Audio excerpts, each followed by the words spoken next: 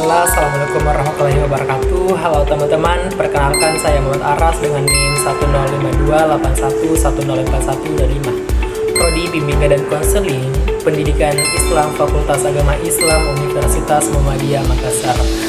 Baik, tujuan buat video ini untuk memenuhi tugas mata kuliah dasar-dasar bimbingan dan konseling dengan dosen pengampu Ibu dosen Ratna Wulandari SPD.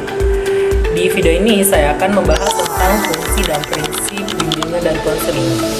Karena materi ini penting, karena fungsi menunjukkan apa yang dilakukan bimbingan dan konseling, sedangkan prinsip menjadi pedoman agar layanan BK berjalan dengan baik. Jika kita bahas fungsi bimbingan dan konseling secara umum, fungsi BK ada 4. Yang pertama adalah fungsi pemahaman. Jadi fungsi pemahaman ini membantu individu memahami dirinya sendiri. Misalnya kelebihan dan kekurangan memahami minat dan bakat.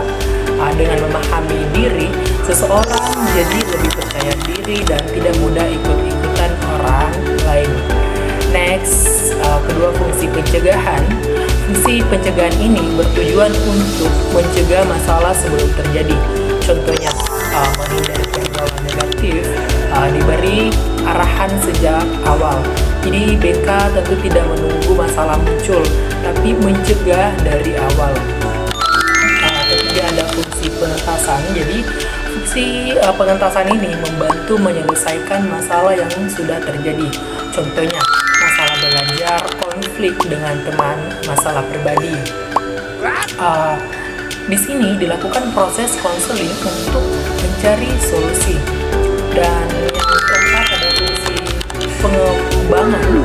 Jadi fungsi pengembangan ini membantu individu mengembangkan potensi. Contohnya, meningkatkan kemampuan melatih kepercayaan diri. Jadi BK tidak hanya fokus pada masalah, tapi juga pengembangan. Next, kita bahas prinsip bimbingan dan konseling. Jadi selain fungsi, tentu BK juga punya prinsip sebagai pedoman teman-teman. Yang pertama ada prinsip kerahasiaan. Jadi prinsip kerahasiaan ini ialah masalah yang diceritakan harus dijaga kerahasiaannya. Artinya apa teman-teman? Konselor tidak boleh menyebarkan cerita klien. Dan kedua ada prinsip kesukarelaan. Di prinsip kesukarelaan ini di mana konseling dilakukan tanpa paksaan teman-teman. Individu dapat datang karena kemauannya sendiri. Next, prinsip keterbukaan. Jadi prinsip keterbukaan ini di mana klien harus terbuka dalam menyampaikan masalah. Karena semakin jujur tentu semakin mudah mencari solusinya. Next, prinsip kemandirian. Jadi prinsip kemandirian ini tujuan BK adalah membuat individu mandiri, tidak selalu bergantung pada orang lain. Dan kelima ada prinsip kegiatan aktif. Jadi prinsip kegiatan aktif ini di mana klien harus aktif dalam proses konseling, bukan hanya mendengar tapi berpikir dan mencari solusi baginya.